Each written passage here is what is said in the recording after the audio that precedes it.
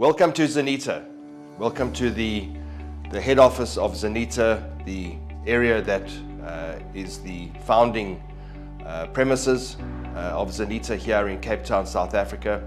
Today it will be my pleasure to give you a tour of our facilities, to show you the highlights, to show you as a PSP and as a print provider where you can find extra opportunities both for revenue and for your margin.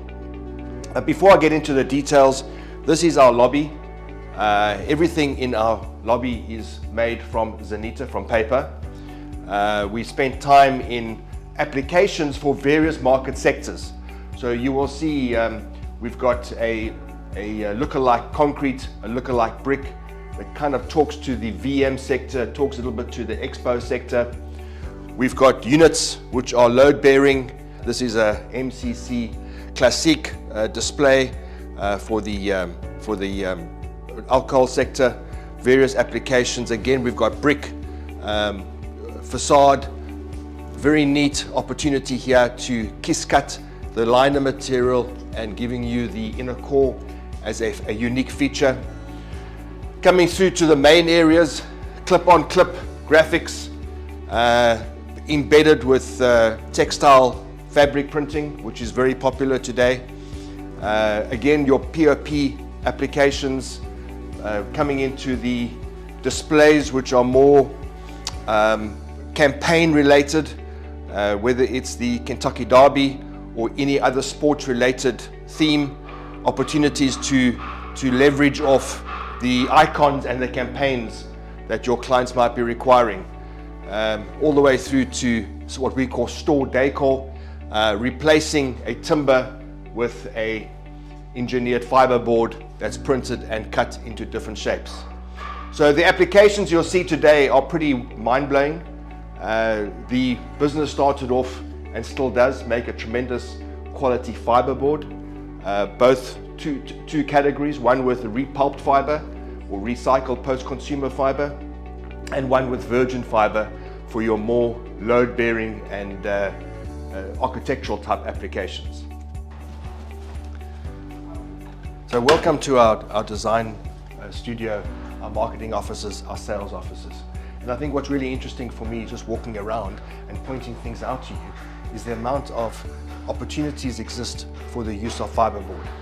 So let me show you some in our marketing office. The guys have been really creative. What normally would be made out of MDF or acrylics is entirely Zanita material.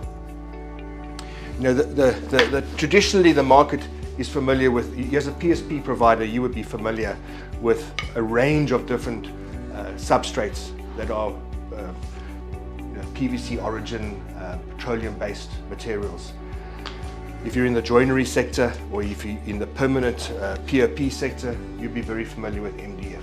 These are the materials every day that we challenge to exist. The fiberboard industry is growing and growing and growing in applications, and we are tirelessly working at opportunities and applications to rid the planet and do our bit to make sure that these are no longer something which the visual merchandising and the POP market and the exhibition market rely upon. So this is really what we challenge every day.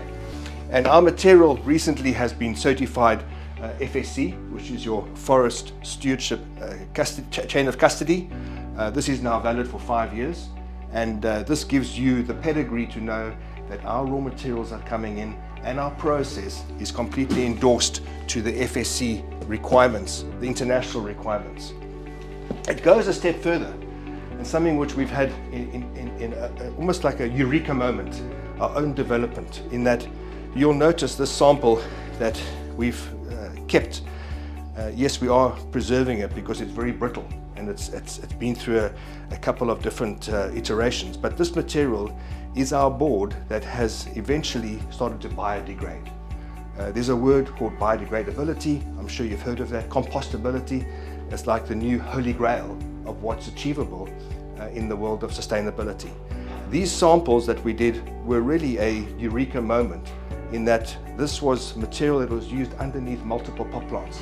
And by watering the pot plants every day, you get that soil, you get the water, and over a period of time we noticed a trail of ants attacking this and using it as a nesting opportunity and also as food.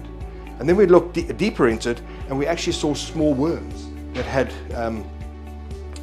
grown or started nesting themselves in this material.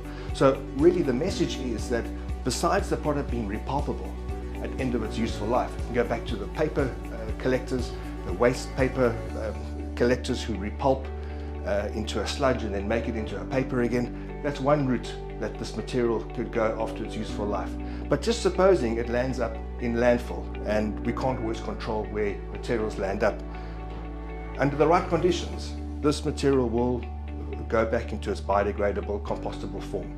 And I don't think we could have more of a profound circular economy and a more profound cradle-to-cradle approach than having something which we know goes back and leaves simply no footprint on the planet. Whereas we all know the plastic and the PVC type substrates, for this to decay, well, it could take thousands of years.